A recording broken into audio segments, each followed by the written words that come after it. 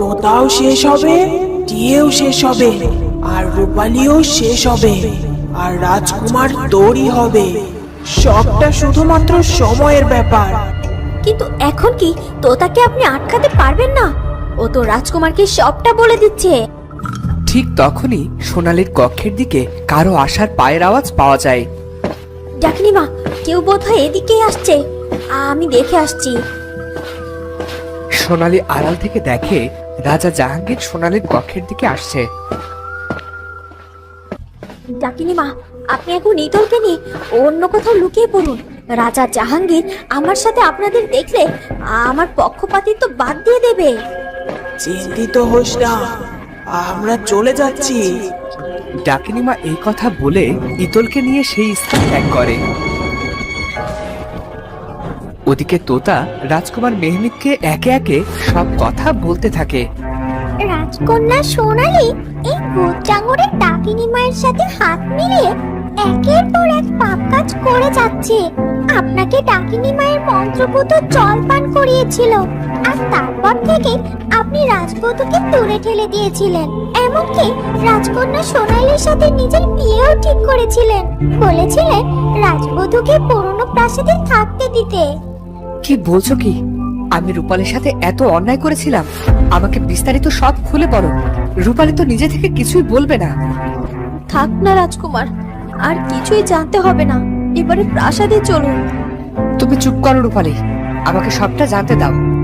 রাজবধূ রূপালীর বাবা মাকেও ডাকিনী নিজের বশে করে রেখেছে, তাই তারা রাজকন্যা সোনালী আর আপনার বিয়ে মেনে নিয়েছিল। তোতা একে একে সব কিছু রাজকুমারকে বলতে থাকে। সব শোনার পর রাজকুমার মেহমিদ রাজকন্যা সোনালীর উপর অনেক বেশি রেগে যায় আর বলে, আমি আজই ওই রাজকন্যা সোনালীকে রাজপ্রাসাদ থেকে বের করে দেব। এই রাজ্যে রাজকন্যা সোনালীর আজই শেষ দিন। তোতা, আমি কি তোকে বলেছিলাম রাজকুমারকে এসব কিছু বলে দিতে? দেখলি তো রাজকুমার কতটা রেগে গিয়েছে।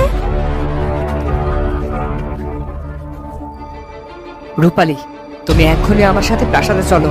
সেখানে গিয়ে যা হবার হবে, আর অকারণে তোতাকে বকাবকি করা বন্ধ করো।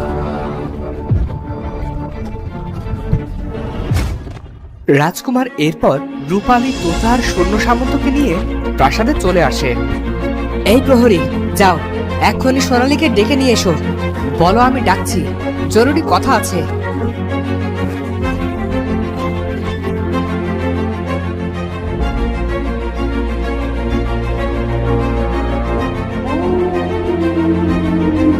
রাজকুমারের আদেশে প্রহরী রাজকন্যা সোনালীকে ডেকে নিয়ে আসে। রাজকুমার, আমাকে ডেকেছিলে তুমি? প্রথমত আমাকে তুমি করে ডাকা বন্ধ করুন। বেশ, বলুন কেন আপনি আমাকে ডেকেছেন? আপনি আমার অগোচরে আমাকে ডাকিনী মায়ের মন্ত্রপুত জল পান করিয়েছিলেন, যার কারণে আমি রূপালীর থেকে দূরে সরে গিয়েছিলাম। এসব কি সত্য? এ কি, এসব কি বলছেন রাজকুমার? এত বড় পাপ কাজ আমি করব? তাছাড়া ডাকিনী মা কে? ওনাকে তো আমি চিনিই না, এ নাম আমি প্রথমবার শুনছি। তাই রাজকন্যা সোনালী, এই নাম আপনি প্রথমবার শুনছেন বুঝি? কিন্তু আমি যে দেখেছিলাম রাজবধূকে সাথে নিয়ে আপনি ভূতডাঙ্গর পাহাড়ে গিয়েছিলেন, আমি কি তবে ভুল দেখেছি? হ্যাঁ, তো তার উত্তর দিন রাজকন্যা। তোতা কি তবে ভুল দেখেছে? হ্যাঁ, ভুল দেখেছে। তোতা আমার নামে মিথ্যে কথা বলছে। তাছাড়া কি প্রমাণ আছে আমি ভূতডাঙ্গর নামের ওই পাহাড়ে গিয়েছিলাম? বাবা, ভূতডাঙ্গর কি ভয়ঙ্কর নাম! যে পাহাড়ের নামই এত ভয়ঙ্কর, সেই পাহাড়েই বা আমি কোন সাহসে যাব শুনি? এ কাজ আমি করিনি, এই সব আমার বিরুদ্ধে চক্রান্ত। কিন্তু আমি জানি তোতা একদম সত্যি বলছে। বাবা আমাকে বলেছিল আমি নাকি তোমাকে বিয়ের কথা বলেছিলাম, কিন্তু আমার এই কথা একেবারেই মনে নেই। তাই এমনটা হতেই পারে যে তোমার বশবর্তী হয়ে আমি তোমাকে বিয়ের কথা বলেছি। না রাজকুমার, সব মিথ্যে। রূপালী আর তোতা মিলে আমার বিরুদ্ধে চক্রান্ত করছে। তখনই রাজা জাহাঙ্গীর সেখানে চলে আসে। কি হয়েছে রাজকুমার? শুনলাম রাজকন্যা সোনালীকে ডেকে নিয়ে অপমান করছো, মিথ্যে অপরাধের বোঝা চাপিয়ে দিচ্ছ, তাই আমি এখানে আসতে বাধ্য হলাম। কিছুই মিথ্যে নয় বাবা, সব সত্যি কথা। রাজকন্যা সোনালী বরং মিথ্যে বলছে, তোতা সত্যি বলছে। কি খারাপ দিন চলে এলো যে তুমি সোনালীর কথার চেয়ে ওই সামান্য এক পাখির কথার মূল্য বেশি দিচ্ছ। আমি এই রাজ্যের রাজা, এখনো বেঁচে আছি আমি আদেশ দিচ্ছি যে তোমার এই বিচার সভা এক্ষুনি বন্ধ করো। রাজকন্যা সোনালীর বিরুদ্ধে কোনো কথা কেউ বলবে না।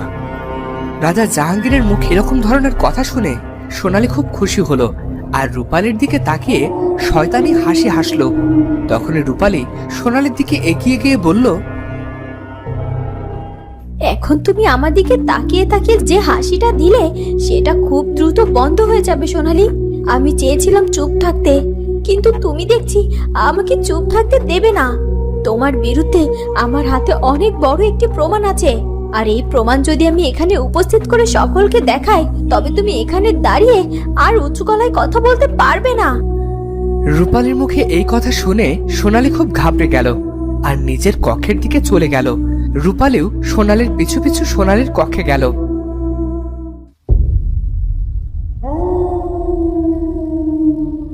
কি ব্যাপার, কি তুই আমার কক্ষে কেন এলি? তোমাকে সেই প্রমাণটা দেখাবো বলে। কি বলছিস? কি কি প্রমাণ আছে তোর কাছে? এই দেখো, এই চেনটা তোমার না সোনালী? এটা তো তুমি সবসময় নিজের কাছেই রাখো, তাই না?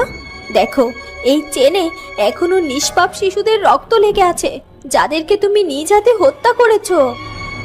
কি বলছো? কি ছোট বাচ্চা যাদের সাথে আমার কোনো প্রকার শত্রুতা নেই তাদের কেন আমি অযথা মারতে যাব? এটাও আবার হতে পারে? তুই আমার নামে মিথ্যে বদনাম দিচ্ছিস। এসব মিথ্যে বদনাম না, সেটা তুমি খুব ভালো করেই জানো, আর তুমি এটা স্বীকার করো আমার কাছে। আর আমাকে বলো যে কেন এমনটা করেছো। যদি না বলো তাহলে আমি সবাইকে সবটা বলে দেব। হ্যাঁ, করেছি, আমি মেরেছি ওই শিশুদের, কারণ এছাড়া আমার আর কোনো উপায় ছিল না। প্রকৃতি কন্যার অভিশাপে আমি আমার রূপ হারিয়েছিলাম, আর আমার নিজের রূপ ফিরে পেতে আমি ওই 7 শিশুকে শয়তানের চরণে বলি দিয়েছি। আমি একজন রাজকন্যা, আমার কাছে আমার সৌন্দর্যের তুলনায় ওই শিশুদের প্রাণ তুচ্ছ মনে হয়েছে। বুঝতে পেরেছিস? তুই সব শুনে নিয়েছিস তো? এবারে চুপ কর। ছি ছি ছি সোনালী, এটা তুমি কি করেছো? সামান্য সৌন্দর্য ফিরে পেতে এত বড় পাপ করেছো তুমি। এই পাপের জন্য বিধাতা তোমাকে কখনোই মাফ করবেন না। তোর থেকে নীতিবাক্য এই মুহূর্তে আমি আর শুনতে চাই না। শোনো সোনালী, আমি ভেবেছিলাম কোনো বড় কারণে তুমি হয়তো পাপ কাজ করেছো, কিন্তু তুমি তো তা করোনি। তুমি তো ছোট্ট একটা কারণে এত বড় পাপ কাজ করেছো, আর এর সাজা তোমাকে পেতেই হবে। আমি এক্ষুনি রাজকুমারের কাছে যাব আর সবকিছু বলে দেব। তুই যাই করিস না কেন, রাজা জাহাঙ্গীর সবসময় আমার হয়েই কথা বলবে।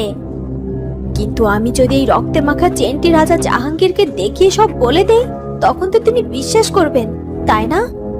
রূপালী এই কথা বলে সেই চেন নিয়ে রাজা আর রাজকুমারের কাছে যাওয়ার জন্য অগ্রসর হয়।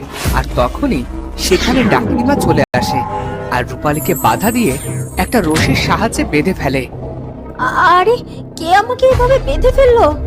কে আবার? যে দেখ, আমার রক্ষা করতে ডাকিনীমা চলে এসেছে আমাকে রক্ষা করতে। কত সহজেই তোকে বেঁধে ফেললো, দেখ একবার। আমি তোমার বোন সোনালী, তোমার এই পাপিষ্ঠ ডাকিনীমাকে বলো আমাকে ছেড়ে দিতে। তাই নাকি? ছেড়ে দিতে বলবো? আচ্ছা বেশ।